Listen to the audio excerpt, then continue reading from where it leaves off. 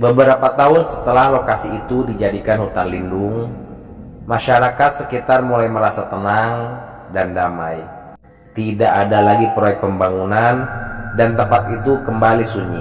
Namun, keheningan itu justru membuat sesuatu yang tersembunyi di dalamnya semakin kuat.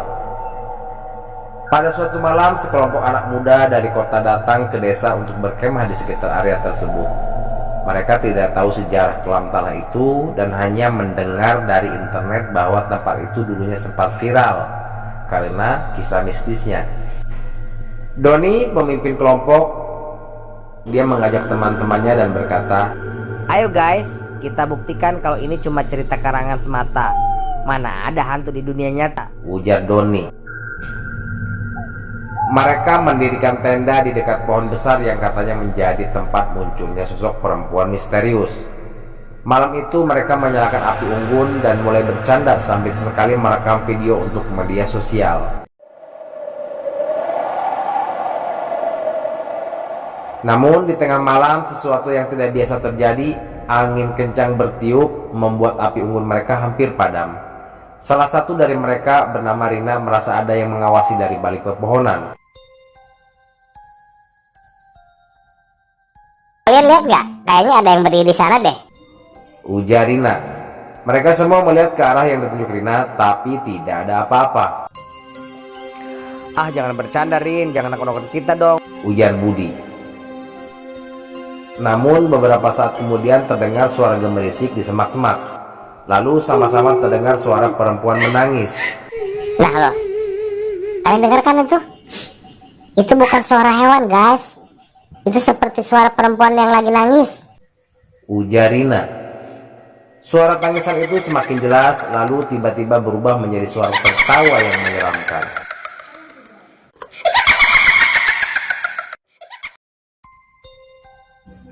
Api unggun mereka mendadak padam, dan dalam kegelapan mereka melihat sosok perempuan berbaju putih berdiri tak jauh dari tenda mereka. Sosok itu perlahan melayang mendekati mereka. Wajahnya penuh luka, matanya hitam legam, dan dari mulutnya mengalir darah hitam pekat. Mereka semua berteriak panik dan berlari meninggalkan peralatan mereka. Beberapa dari mereka bahkan jatuh tersandung akar pohon, tapi mereka tidak berani menoleh ke belakang. Keesokan harinya, Doni dan teman-temannya yang ketakutan akhirnya mendatangi rumah sesepuh desa untuk meminta penjelasan. "Kalian sudah melakukan kesalahan besar dengan mengusik tempat itu. Arwah yang ada di sana tidak suka ada manusia yang mengganggu ketenangan mereka." "Tapi kami hanya berkemah sebentar loh Pak. Kami tidak bermaksud jahat kok," ujar Rina lirih. "Bukan tentang maksud kalian. Ini tentang batas yang tidak boleh dilanggar. Tempat itu bukan untuk manusia. Seharusnya kalian tidak mendekat." Sesepuh itu kemudian mengambil segenggam beras dan menaburkannya di tanah. Beberapa butir beras tiba-tiba melompat sendiri. Mereka marah. Jika kalian tidak segera meminta maaf, mereka akan terus mengikuti kalian. Mendengar itu, wajah Doni dan teman-temannya pucat. Mereka meminta sesepuh untuk melakukan ritual pembersihan agar mereka tidak dihantui. Sesepuh membawa mereka kembali ke lokasi kemah mereka. Di sana mereka melihat tenda mereka telah compang-camping, seolah dihancurkan oleh sesuatu yang tak kasat mata. Sesepuh mulai menyiapkan sesajen dan membakar kemenyan. Ia memejamkan mata dan mulai melantunkan mantra. "Kami meminta maaf atas gangguan ini. Mereka tidak tahu batasan, tetapi mohon biarkan mereka pergi dengan damai."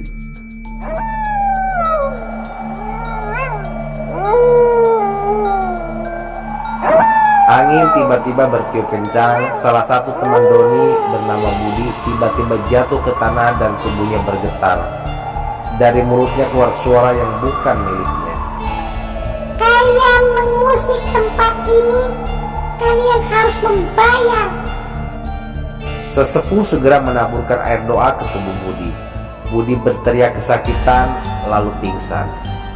Setelah ritual selesai, suasana kembali hening. Sesepuh berkata bahwa mereka telah diampuni, tetapi mereka harus meninggalkan tempat itu dan tidak pernah kembali lagi. Mereka semua akhirnya pulang dengan perasaan lega, tetapi rasa trauma tetap membekas. Meskipun sudah bertahun-tahun berlalu, desas-desus tentang tanah terkutuk itu tidak pernah benar-benar menghilang. Beberapa penduduk desa yang melewati lokasi itu masih sering melihat bayangan putih berdiri di bawah pohon besar. Beberapa orang bahkan mengaku mendengar suara bisikan yang meminta sesuatu. Kini tanah itu tetap dibiarkan kosong, tak ada yang berani menyentuhnya lagi. Tapi satu hal yang pasti, tidak semua tempat bisa diubah sesuai kehendak manusia, karena ada kekuatan lain yang tak bisa dikendalikan. Beberapa tahun setelah kejadian kelompok pemuda yang dihantui, desa di sekitar tanah terkutuk kembali diteror.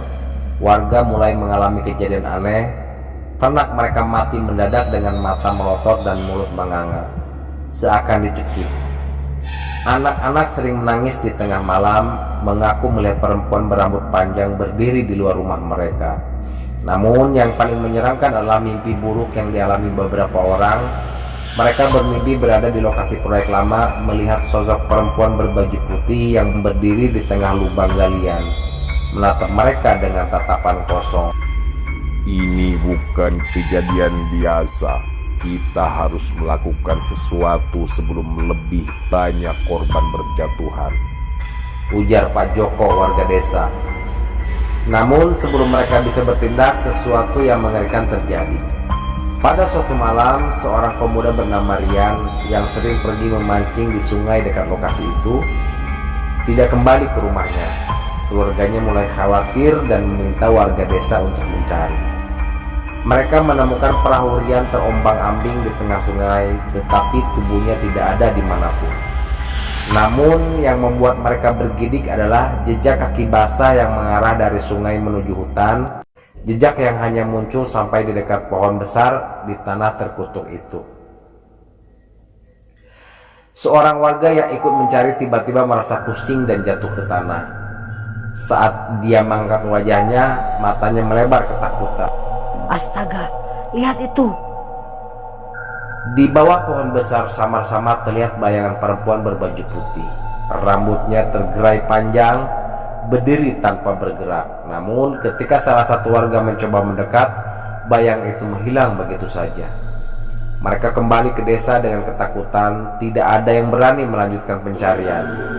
Karena ketakutan yang semakin menjadi, kepala desa memutuskan untuk mengadakan ritual pemanggilan arwah guna mencari tahu apa yang sebenarnya terjadi. Mereka memanggil seorang dukun sakti dari desa seberang bernama Mbah Surgo, yang dikenal mampu berkomunikasi dengan makhluk tak kasat mata. Di dalam ritual, Mbah Surgo menyiapkan sesajen dan mulai membakar kemenyan. Perlahan-lahan suasana menjadi mencekam. Angin berhembus kencang meski langit tetap cerah. Api lilin yang diletakkan di sekitar mulai berkedip-kedip, seolah ada sesuatu yang menghampiri. Wahai arwah yang berada di tanah ini, tunjukkan dirimu, apa yang kau inginkan. Sesaat hening, namun tiba-tiba suara tangisan seorang perempuan terdengar jelas dari arah pohon besar.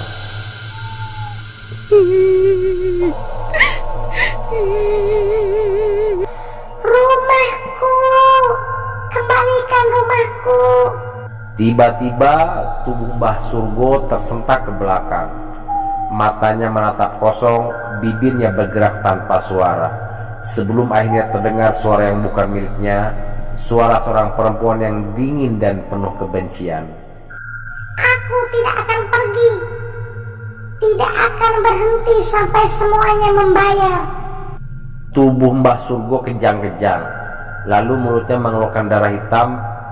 Warga yang melihatnya berteriak ketakutan. Beberapa orang mencoba menolongnya, tetapi dia tiba-tiba terlempar ke belakang seolah ada kekuatan tak kasat mata yang menghantamnya.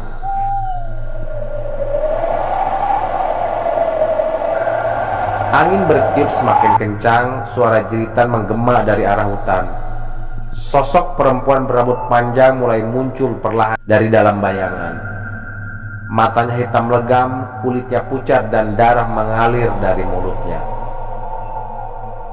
Warga langsung berhamburan melarikan diri, meninggalkan sesajen yang mereka bawa.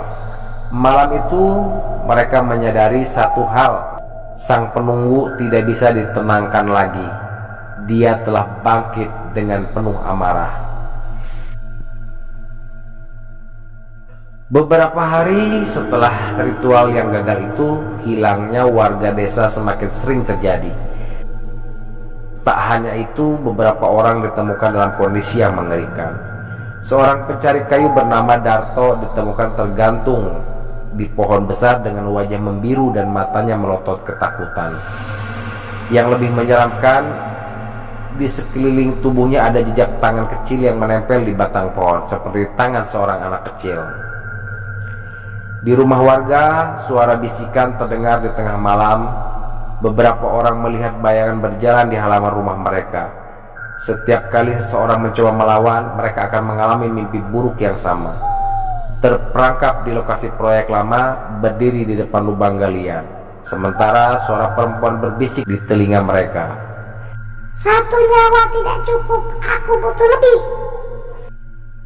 Warga desa akhirnya sepakat untuk meninggalkan daerah sekitar tanah terkutuk itu. Rumah-rumah mulai kosong, ladang dibiarkan begitu saja. Dalam hitungan bulan, desa itu berubah menjadi desa mati. Tahun-tahun berlalu dan desa itu benar-benar ditinggalkan. Hanya ada beberapa orang di luar yang penasaran datang untuk melihat. Tetapi tidak ada yang berani tinggal lama.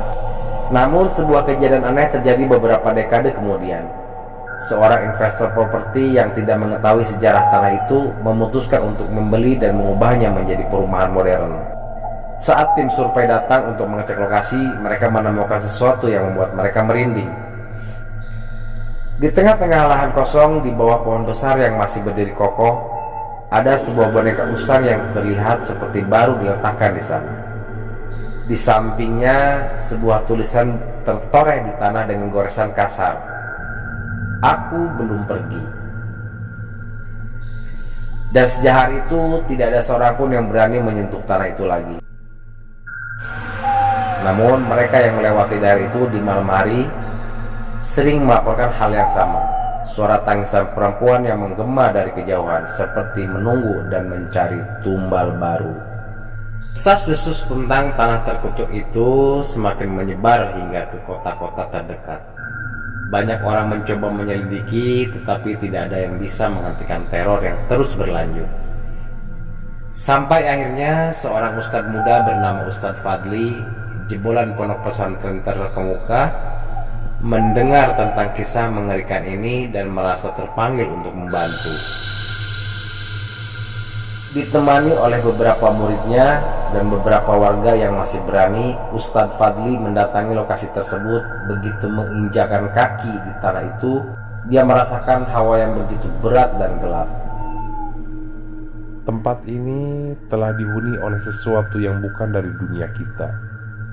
Mereka tidak bisa dibiarkan terus mengganggu manusia, ujar Ustadz Fadli. Malam itu Ustadz Fadli memulai ritual pembersihan spiritual. Dia membawa air ruqyah, kayu gaharu, dan beberapa kitab suci. Mereka membangun lingkaran perlindungan dengan garam ruqyah dan mulai membaca ayat-ayat suci dengan khusyuk. Saat bacaan Al-Quran menggema di udara, angin bertiup kencang. Terdengar suara jeritan menyayat dari arah pohon besar. Bayangan putih yang sering muncul kini terlihat jelas bergerak gelisah di antara pepohonan. Pergi! Ini tanahku, aku tidak akan pergi. Namun Ustadz Fadli tetap melanjutkan bacaan ruqyahnya dengan suara lantang. Salah satu muridnya menyiramkan air ruqyah ke arah pohon besar, dan tiba-tiba pohon itu mulai bergetar hebat. Bayangan perempuan itu muncul dengan wajah yang lebih menyeramkan. Kulitnya semakin pucat, matanya lebih hitam, dan darah mengalir deras dari mulutnya. Namun semakin Ustadz Fadli membacakan ayat-ayat suci, semakin lemah sosok itu. Akhirnya dengan suara yang menggema, Ustadz Fadli membacakan doa terakhir dan melemparkan air ruqyah ke arah sosok itu. Tiba-tiba sosok perempuan itu berteriak keras, tubuhnya perlahan memudar, sebelum akhirnya lenyap di udara. Angin yang tadinya bertiup kencang mendadak berhenti dan suasana menjadi hening. Alhamdulillah, insya Allah tempat ini sudah bersih, ujar Ustadz Fadli. Namun sebelum mereka pergi, sesuatu yang mengejutkan terjadi. Dari dalam tanah terdengar suara lirih seperti bisikan terakhir. Akhirnya aku bisa pergi. Malam itu untuk pertama kalinya dalam puluhan tahun, tanah itu terasa tenang. Tidak ada lagi suara tangisan, tidak ada lagi bayangan misterius. Setelah ritual pembersihan oleh Ustadz Fadli meminta warga untuk melakukan sedekah dan doa bersama untuk memastikan tempat itu benar-benar netral. Beberapa bulan kemudian, seorang investor properti datang dengan izin resmi, berbeda dengan pengembang sebelumnya yang mengabaikan sejarah tempat itu. Kali ini mereka mengikuti semua prosedur spiritual yang disarankan, mulai dari doa bersama, menyembelih hewan kurban sebagai sedekah, hingga mendirikan musola di tengah perumahan. Saat pembangunan dimulai, tidak ada lagi kejadian aneh. Para pekerja tidak mengalami gangguan, tidak ada suara tangisan, dan tidak ada bayangan putih yang muncul di malam hari. Akhirnya, dalam waktu beberapa tahun, kawasan itu berubah menjadi perumahan elit yang megah, lengkap dengan taman, fasilitas modern, dan kehidupan masyarakat yang damai. Meskipun masa lalu tempat itu masih menjadi cerita bagi beberapa warga lama, tidak ada lagi gangguan mistis. Sejak kehadiran Ustadz Fadli dan pembersihan spiritual yang dilakukan, tanah itu telah kembali menjadi tempat yang aman untuk ditinggali. Kini tanah terkutuk itu telah berubah menjadi kawasan yang damai, seolah tidak pernah menyimpan sejarah kelam di masa lalu. Namun bagi mereka yang tahu cerita aslinya, mereka tetap berbisik pelan setiap melewati musola kecil di tengah perumahan. Di sini dulu ada yang menunggu, tapi sekarang ia telah pergi untuk selamanya.